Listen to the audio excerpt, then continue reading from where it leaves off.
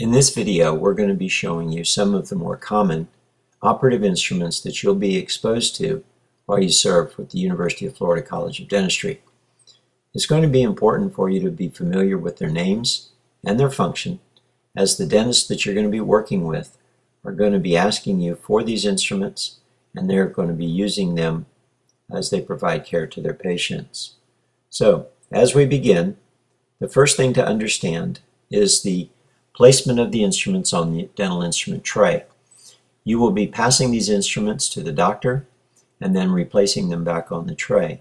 So that you can do this efficiently, you must set up the tray such that you know exactly where every instrument is. As you use them, you will then clean them and put them back in their place. This way, if the doctor needs the instrument again, you'll know exactly where to go to get them and pass them over efficiently, already having been cleaned. The instrument shown here is the dental mirror. The dental mirror is principally used for examination, to visualize, but it's also used to reflect, to move tissues so the doctor can see better. As you pass this instrument, always be sure to pass it so that the mirror face is clean. That way the doctor can most efficiently use the instrument during the course of care. From time to time, the dentist is going to want the patient to be able to see things in the mouth. When they do, they're going to ask you to give the patient mirror, and this should not be confused with the dental mirror, as you can see here in this example. This is an example of a dental explorer. This particular instrument is called a shepherd's hook explorer because of its shape. This instrument is typically double-ended with either a different style explorer on the other end, whereas this instrument is designed to have a periodontal probe at the other end.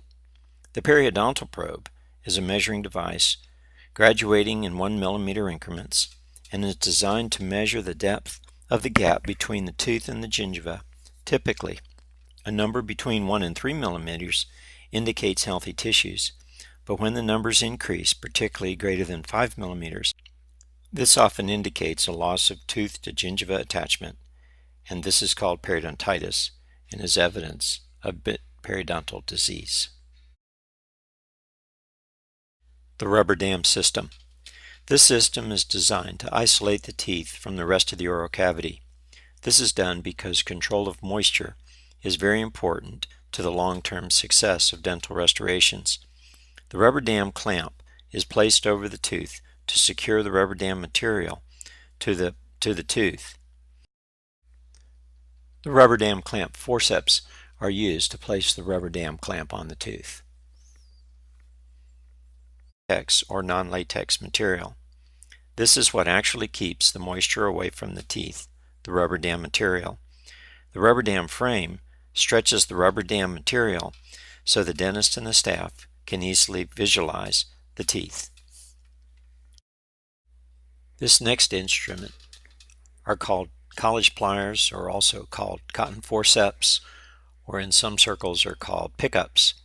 These are a multifunctional instrument, and they are used for grasping many small items, both outside the mouth and inside the mouth.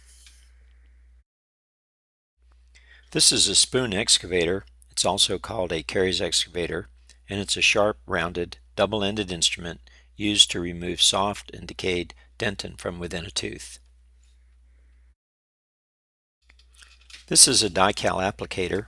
It's a small, rounded, single-ended instrument used to carry a paste-like material deep into a cavity preparation, and whose function it is to stimulate cells within the pulp to make new dentin. This is an example of an amalgam plugger, also called a condenser, whose function it is to push or compress amalgam or even composite into a cavity preparation. The next several instruments as a group are called burnishers. To burnish means to rub, to cause a luster or shine. This particular instrument is called an anatomical burnisher, also called an acorn, and this is to smooth and shape, but it's also used to burnish, and with composites it can be used to contour or shape the composite prior to curing. This is called a ball burnisher, and the other end is called a football burnisher, and these designs are used to burnish or to polish by forceful rubbing against the surface of metal. Plastic filling instruments are a class of instrument that are used to give shape and to develop anatomy during the placement of composite restorations. This is but one example, as there are many different kinds and different shapes of PFIs. These two instruments are actually different ends of the same instrument, and they are called a discoid cleoid amalgam carver. The double-ended instrument is for carving and giving anatomical shape to a setting amalgam. One end is round, thus the name discoid, and the other end is pointed, named cleoid. This is a 1/2 Hollenbeck. It's a double-ended amalgam carving instrument. It is used to carve and to shape, to give anatomical structure or shape to amalgam, along with the other instrument, the discoid cleoid. This is an example of a cement spatula. Many materials are required in small quantities to be placed within a tooth as part of the tooth's restoration.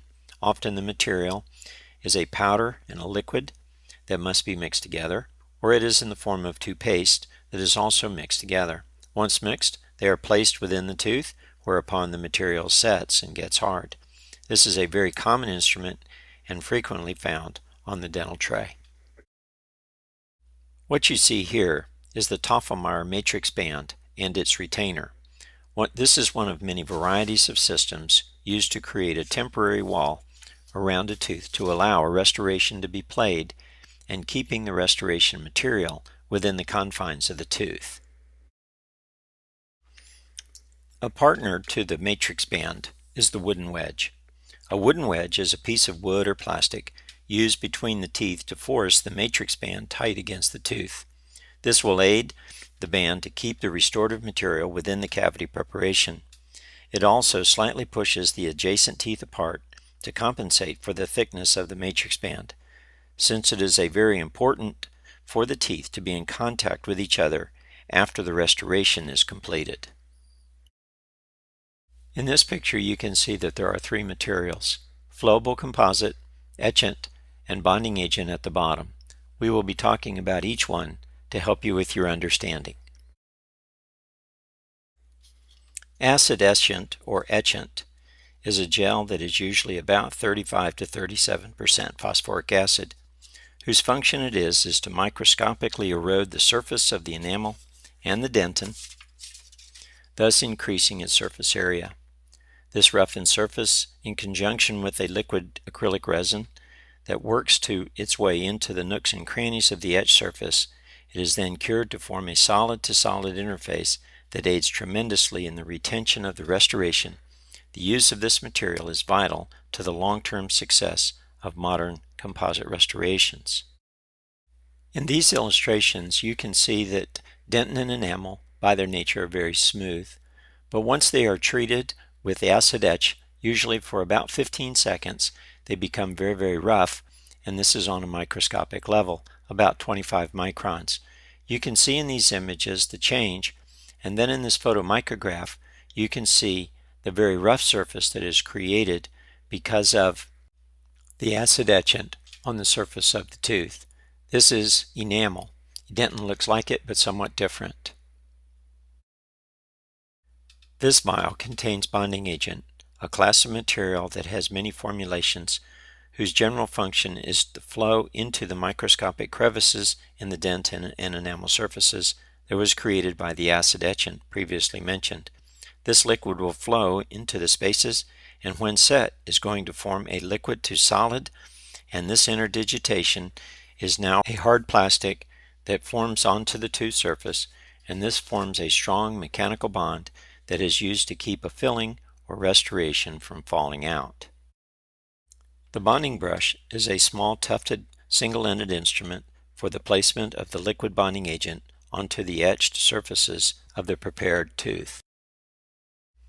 In this diagram you can see the three components of a restoration: the dentin or enamel, which has been etched, the bonding agent, which is cured into the crevices of the dentin or enamel, and then finally on top, the composite.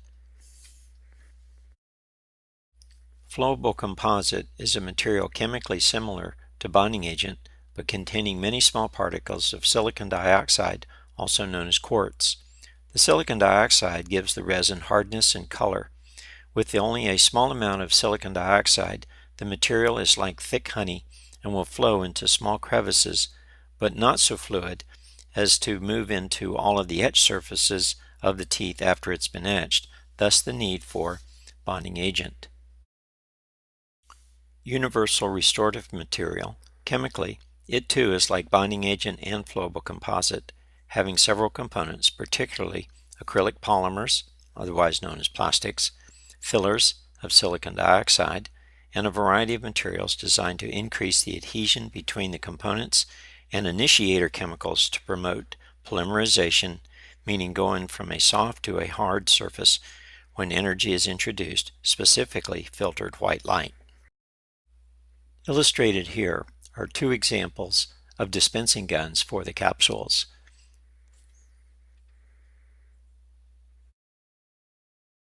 The curing light is a device that emits light that is filtered and produces light of a specific light spectrum. This light energy initiates the polymerization process, causing the bonding agent, the flowable composite, and the universal restorative material to become hard or set. The time that the curing light shines on the tooth is going to be dependent on the formulation that is set by the company, and it's somewhere between 20 and 40 seconds. Next, we'll be looking at instruments that are typically attached to the chair. They are the air water syringe, the saliva ejector, and the HVE or high volume evacuation. The air water syringe, as seen here on the left, is a device that will cause water, air, or a combination of both to flow. This is used to rinse and to dry structures within the mouth, which is also called the oral cavity. As fluids are placed into the mouth, it's also going to be necessary to remove them. This is called evacuation. We have two instruments that we use. One is the saliva ejector, and the other is the HVE, also called the high volume evacuation. Both are used to remove water from the oral cavity. If there are large particles to remove, then we're going to be using the HVE. When there aren't, then we'll be using the saliva ejector. It's important to note that if you are not using the instrument at all, close the valve. Next, we'll be looking at handpieces. As illustrated here, there are two, and these are common in dentistry. On the left is the slow-speed handpiece, and on the right is the high-speed handpiece. Both of these instruments are powered by air pressure. The slow-speed and high-speed both are used to turn dental burrs, whose function it is to cut tooth, or in some cases, in surgical cases, to cut bone. The slow-speed runs at about 8,000 RPM, up to as high as about 30,000 RPM. High-speed handpieces, on the other hand, can run as high as 400,000 RPM. Typically, though, at working speeds they are about 250,000 RPM. The major difference is that high speeds, by their nature, will tend to cut enamel, whereas the slow-speed handpieces will tend to cut dentin, but they also are used to polish surfaces, they're used to cut plastic, they're used to cut a variety of different materials. Besides the differences in their speeds, the high speed is a single unit, and you can tell right away because it does not come apart. If on the other hand you notice an instrument that does come apart, such as the one showing here, this is going to be a slow speed, and you'll notice that they have different heads.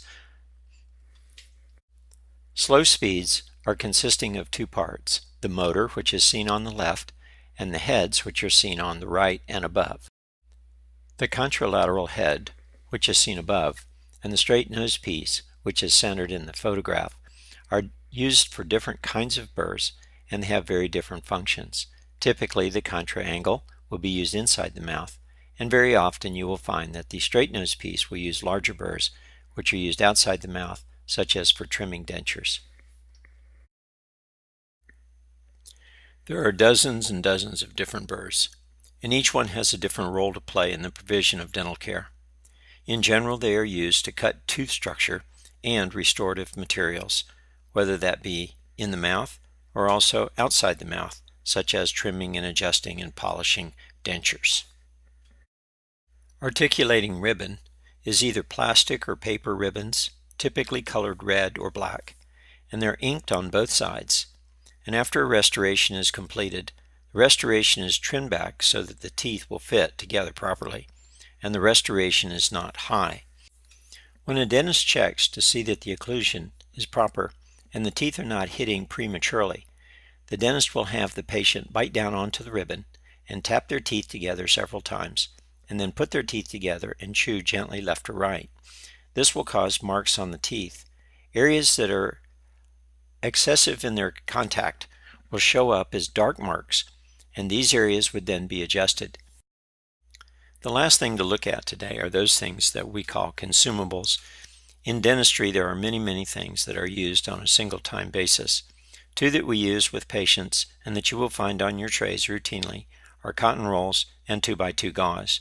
Both are made out of cotton. The cotton rolls are used to reflect the tissues, to push the cheeks, to push the tongue back out away from the teeth, and then to help with the restoration.